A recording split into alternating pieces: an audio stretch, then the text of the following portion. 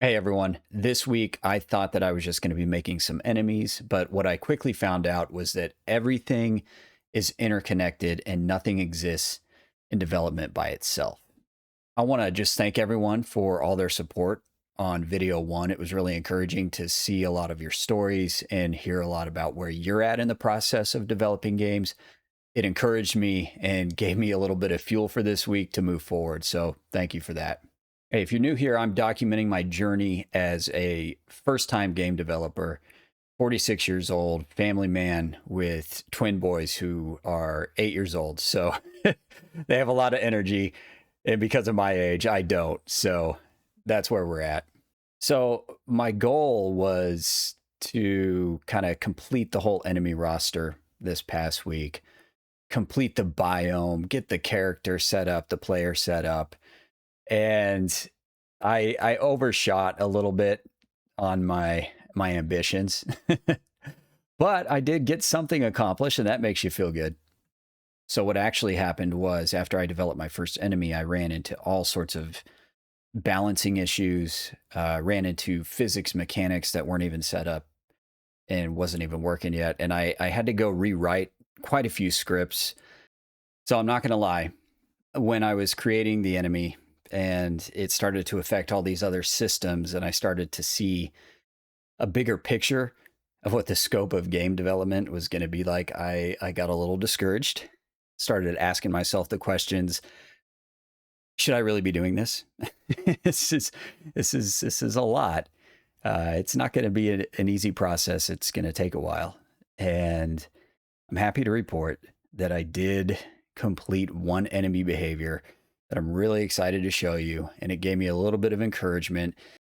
All right, so here it is. The Murmurmoth is over here. We've got a few other enemies that are kind of chasing me around right now. These are different enemies with different mechanics, as you can kind of tell. This is the Murmurmoth right here. Let's go talk to... Oh, wake him up. Yep, there we go. All right, so woke him up.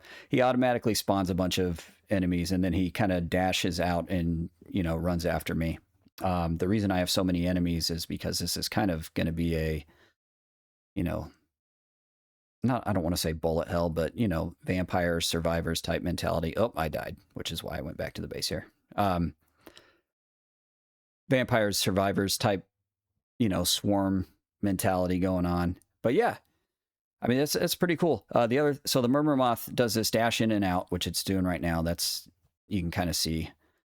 But the other thing it does is it has a mechanic where it will spawn one of these red dots. These are actually called bleaklings. They're another enemy that I've got created. And so yeah, it's pretty cool, to see everything all at once. Obviously, my character, I'm not doing anything. I'm not using any of my skills right now. I'm just letting everything kind of, populate and go crazy on me, which is pretty wild. There are certain skills. Oh, I died again. There are certain skills that the player has that can help some of this. The skills I have, though, currently are not going to get me out of this crazy situation. But I do have a turret skill that I can lay down. We'll lay down a few of these turrets. I've also got some mines. So, I mean, those will help, but it's not going to do anything to wipe these out. I mean, the turrets, they have like a mechanic where they despawn after a certain amount of time. The mines, they're a one and done sort of thing. Like that one just exploded. Yeah, I'm totally overwhelmed here. I do have a funny confession. I don't have a lot of time to be making this game. Maybe 10 hours a week at most. And I got so wrapped up in looking at pixel art. I spent hours just looking at people's artistic creations for pixel art, trying to think, what am I going to be able to use for this game that's kind of fit the theme. And before I knew it, I'm looking at the clock and it's bedtime, and I'm like, wait a second, I didn't do anything here. So yeah, I need focus, gotta focus. Anyway, I think the biggest lesson I learned this week in development was going into something and trying to build something like the enemies, for instance, without having a plan in place. It's really hard to do. Trying to think of things on the fly, think of mechanics that might work on the fly. I wish that I would have taken a little bit more time to just kind of sit there and brainstorm, come up with some documentation, maybe a one-page excerpt of what I want this enemy to do, what I want it to be like, what I want the player to feel when they encounter it, that sort of thing. I didn't have any of that planning, and I kind of regret it. And a lot of the stuff I had to do was on the fly, which I think worked, but I feel like I'm going to have to go back now and maybe tweak a little bit more because I didn't do that pre planning. So, yeah, I'm pretty excited about what I've got here. I've got a roster of enemies for the first biome.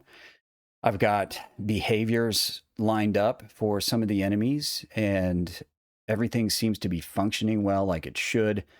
The biome map is laid out very rudimentary, very raw, and just I had to get something out there so I could kind of get a feel for the scope of the size of the player, the enemies, how long it takes to travel from one end of the map to the other, where the different points of interest are going to be. So I had to do something. So that's done. And yeah, I'm excited about the next biomes that I get to work on. I need to finish this one first and get kind of a working prototype out there, start testing it. A week ago, I was asking myself, is this even possible at my age and my stage of life? And I'm excited now because I'm happy to say that, yeah, I think I can do this. I think I can actually build a game. So I'm thankful that you're with me here on this journey. If you're into game development, I would love to know kind of some of the things that have surprised you. Maybe it'll help me so I don't get tripped up. And if you have never designed a game before, maybe you can tell me a little bit about what inspires you and what makes you want to get into this. I would love to hear some of your stories. They're so encouraging. And I'm really excited to be a part of this community. And I look forward to seeing you in the next video where I hope to show and demonstrate even more of this upcoming awesome game.